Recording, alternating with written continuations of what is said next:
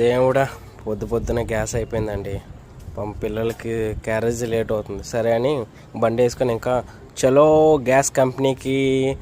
Single బండి ఉండేకి ఇదే ఇబ్బంది అండి. బుక్ చేసుకోవచ్చు, బుక్ చేసుకుంటే 2 డేస్కి తర్వాత 1 డేకి వస్తుంది. కానీ మనం వెళ్ళి గ్యాస్ కంపెనీ దగ్గరికి వెళ్ళి మనం తెచ్చుకున్నాం అనుకోండి, విత్ ఇన్ 5 మినిట్స్లో మాకు వచ్చేస్తుంది.